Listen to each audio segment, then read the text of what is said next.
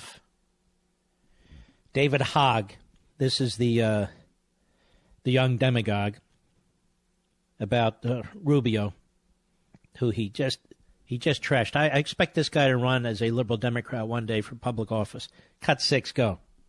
If you're trying to get everybody together, if you're trying to have solutions, do you think it is helpful when you say things like Marco Rubio is putting, for $1.05 or whatever your coupon said, that's how much he values students? I mean, do you think that's unnecessarily provocative? No, I think it's not enough I don't think it's even provocative enough because Marco Rubio is still supported by the NRA, which works to ensure not Hey, pal, you're on the public stage?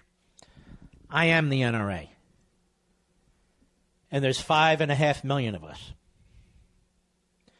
Which means there were 200,000 of you in Washington, D.C. There are 25 times more of us than you in Washington, D.C.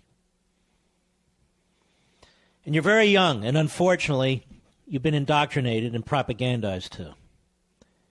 You have no comprehension whatsoever of liberty, of the Bill of Rights, and sadly enough, of what took place in your own school. None. No comprehension of it whatsoever. He doesn't mention what the FBI failed to do. He doesn't mention what local law enforcement failed to do. He doesn't mention that his school district failed to protect the kids in that school. None of it. And so the media will continue to use him as they use others. The way they promoted Code Pink because they attacked George Bush. The way they're promoting this porn star, although I don't know if she's a star. Maybe she's a backbencher for all I know. And this kid. The way they promoted this Michael Wolff and his phoniness, they knew about his phoniness. They didn't care. The way they promoted that professor from Yale going on and on about Trump and his deranged mental state, they knew she was unethical in what she was saying. They didn't care. They used it. The dossier, they used it. Collusion, they used it.